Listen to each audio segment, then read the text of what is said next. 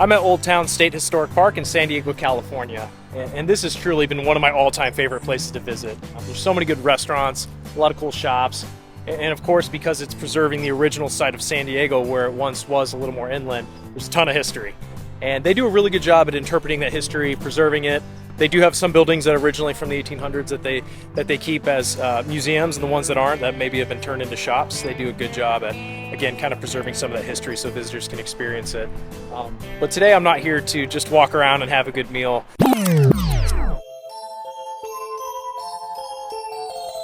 Today I'm actually here to visit purportedly the most haunted house in America, which is known as the Whaley House.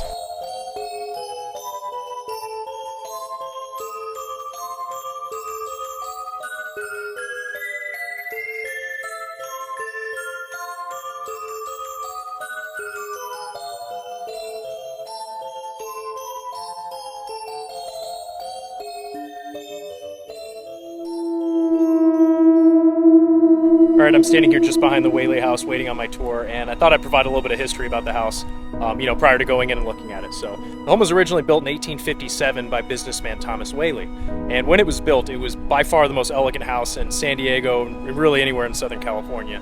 And because of this, it ended up not just being the residence of the Whaley family, it also became kind of a central meeting hub for the local community. They had the original First Theater here, they also had the Second County Courthouse, and a bilingual general store on the first floor. So the real question is, why is the Whaley House considered the most haunted house in America? Well, there are actually a couple of reasons. The land on which the house now sits was once used as a hanging ground. In fact, in 1852, 5 years before the Whaley House was built, a man named James Robinson, known as Yankee Jim, was hanged here for stealing the only rowboat in San Diego Bay. What I found really interesting is that from reports, the Whaley family actually felt that their house was haunted back in the 1850s and 1860s, likely due to the spirit of Yankee Jim. Additionally, numerous family members died in the house. This includes 18-month-old Thomas Jr., who died of scarlet fever. Another sad tale is that of 22-year-old Violet Whaley, Thomas's young daughter. In 1885, she shot herself with her father's .32 caliber revolver in the house, after a failed marriage and subsequent divorce. There's a lot of reasons I guess you could say it's the most haunted house, and then, of course, from all that and that history, there have been a lot of people that have reported having different experiences walking through the house, whether that was, feeling a hand on their shoulder, a cold breeze, hearing footsteps, maybe a kid cry, things like that. So it's pretty interesting, probably a lot of your run-of-the-mill type hauntings, but, fun nonetheless. All right, I'm already getting the creep vibes from the Whaley House. You look up in that middle window there, I just see that curtain blowing in the breeze. I love that.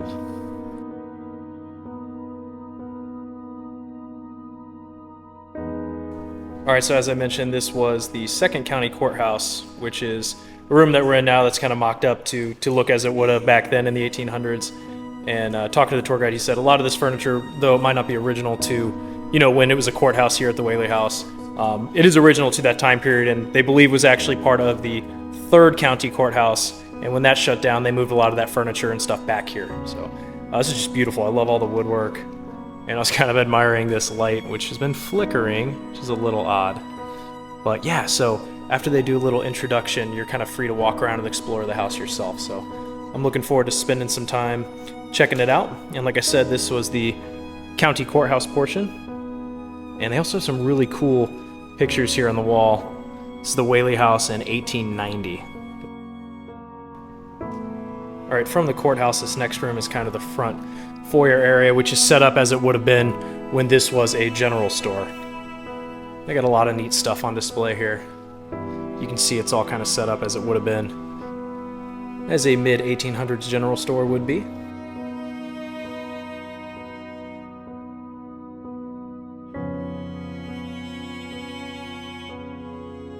We're going to continue through the house here.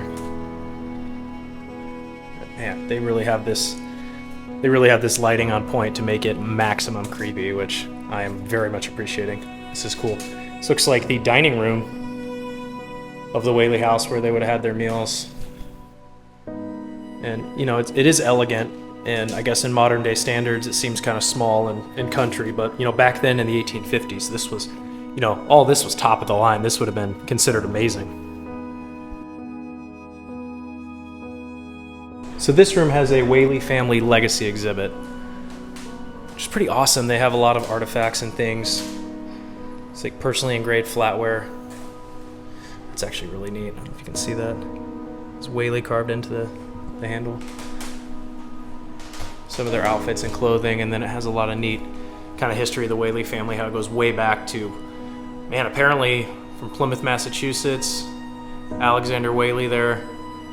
He's a Boston Tea Party patriot. All the way to Thomas Alexander Whaley Sr., served in the War of 1812. And of course, the gentleman who had this house built, Thomas Alexander Whaley, pioneer of California. So this room, just off the main hallway, is actually off limits. They have a nice little velvet rope here, but I believe a lot of this furniture in here is, if not original to the home, original to the 1800s.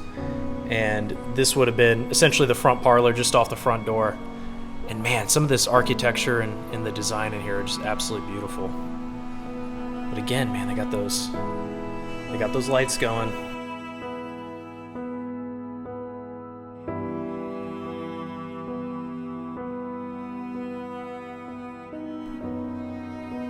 Right up here on the second floor is a room that would have been used as a theater.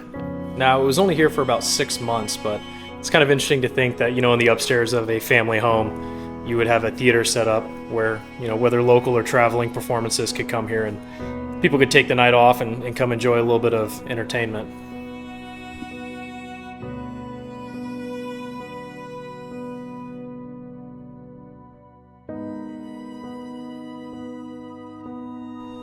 All right, now I'm actually at that middle window where I saw the curtain blowing, and a little less creepy when you're on this side, but I don't know if this is intentional or not, but that's a nice touch. You can kind of see the backyard there. Yeah, this is cool. I like that it's self-guided. You can kind of walk around at your own pace, read things, and you still have the guide here who can answer questions as needed. And this room looks like it discusses some of the archaeology that was done here. Which is neat. They've done some excavation. I remember him saying specifically they did the excavation where they had the well in the backyard, because once they stopped using the well, folks would just throw a ton of stuff down there, which ended up being essentially a time capsule for archaeologists, which is awesome. So they're able to recover a lot of these things, looks like. Of course, a lot of glassware, some pottery, things like that. Plates, dishes, some more glassware. So this room here on the second floor is actually essentially the master bedroom. This is also the bedroom that Thomas Whaley's daughter, Violet Whaley, was held in when she was placed on suicide watch. So she went through a lot. A gentleman that she was with left her after only a few months, and ultimately, sadly, she took her own life here inside the Whaley House. I've toured a lot of historic homes, and golly, I'd say every single one of them, they always have a creepy doll.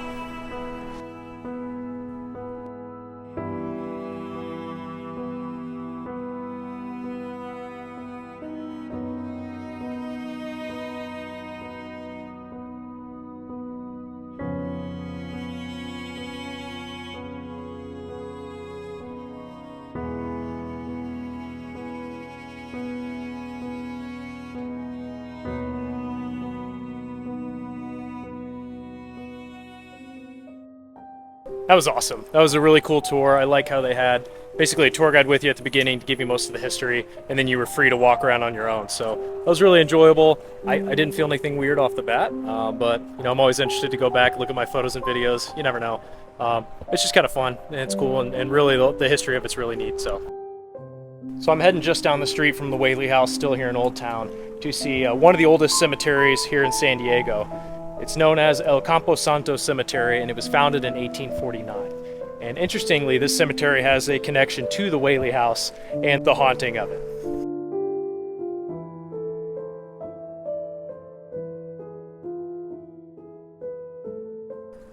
All right, I'm here at El Campo Santo, which is the Holy Field. And this small cemetery has been around for over 170 years. And as I mentioned, it has a connection to the Whaley House because this is actually the final resting place of James Robinson, known as Yankee Jim, who, as previously mentioned, was hanged on the site where the Whaley House is now built. One thing right off the bat I really like about this cemetery is, it has these wooden fences built around the various grave sites, which is really unique. I don't know if I've ever seen that. And the other thing I like is kind of the simplicity of the various crosses and headstones at each of these graves. So we're going to go ahead and find the gravesite of Yankee Jim and also kind of look around and check out some of the other folks that are buried within.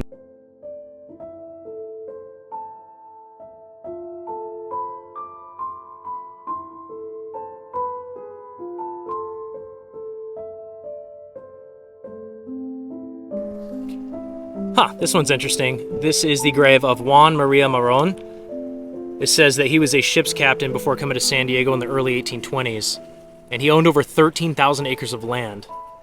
During the Mexican-American War, Maron supported the Americans against many of his Mexican friends, and it says at one point he was actually captured by Californios, who threatened to execute him for his collaboration with the Americans, but thankfully he was released, but his rancho was stripped of horses and cattle. All right, this grave site back here actually has a New England connection. It says, in memory of John A. Dill, a mariner of Boston, Massachusetts, who died on November 8th, 1873 at 26 years old. And my best guess is that maybe his ship went down or wrecked off the coast of California, and John was ultimately buried here. This is interesting. There's actually another New England connection here. This grave, which is for Bill Marshall and Juan Verdugo, it says, Bill Marshall was an American man married to the daughter of a local Indian chieftain, and he was a renegade sailor from Providence, Rhode Island, who had deserted from a whaling ship at San Diego in 1844. And in 1851, Marshall and the Indian, Juan Verdugo, were caught as they were part of an Indian uprising, and they were brought back to San Diego to be promptly tried by court-martial. And it says, Bill Marshall was found guilty and thus sentenced to hang, as was Juan Verdugo, and the Indian acknowledged his guilt, but Marshall insisted that he was innocent. But at 2 o'clock in the afternoon, a scaffold was erected near the old Catholic cemetery, and the men were placed in a wagon, the ropes adjusted about their necks, and the wagon moved on, leaving them to strangle to death. This wooden grave marker actually caught my eye, again, mostly because of its simplicity.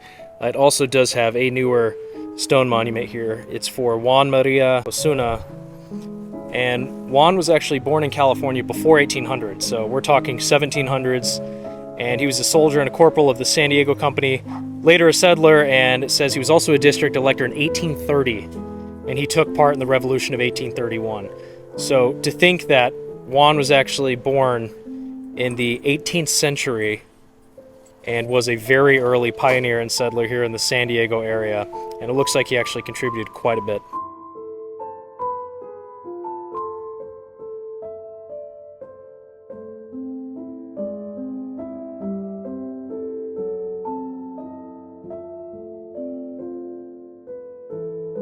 Alright, this is the final resting place of James W. Robinson, known as Yankee Jim. And he also has one of these simple wooden headstones. And here that history reads, James Robinson, known as Yankee Jim, suffered the extreme penalty for stealing the only rowboat in San Diego Bay. Before I leave this cemetery, there's one more thing we need to check out. Now, over the years, as San Diego expanded to include now Old Town San Diego, this cemetery was once much larger. It got, kind of moved around. Bodies got disinterred and moved about. In a lot of cases, the bodies were not disinterred, and they just basically shrunk the size of the cemetery and built roads and trolleys and everything in its place. So today, there are still over 20 men, women, and children that are buried outside the walls of the cemetery, most of them believed to be under the street here, and they actually put little metal medallions to mark those graves on the sidewalk. So right here on the sidewalk, you can see those metal medallions. Marked gravesite. As mentioned, there are believed to be at least 20 women, men, and children that are buried underneath the street here. And it's interesting, they have these little metal medallions every couple feet or so, going all the way down the sidewalk right here on the edge of the cemetery. Alright, having explored the Whaley House, the nearby cemetery, and some of the other sites here in Old Town, I can't say that I necessarily had any sort of otherworldly or odd experience or anything like that, but I will say that the history here is awesome. There's so much to learn, from the early American pioneer history to Mexican history, Spanish history, Native American history.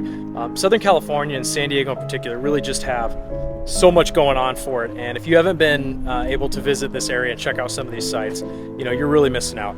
It's worth coming out, seeing a lot. And the Whaley House was one of the more unique and interesting places. I think doing maybe a night tour, you might have a little bit more of a, I guess, a spooky experience if that's what you're looking for. But either way, awesome house, awesome tour, and now it's on to the next journey.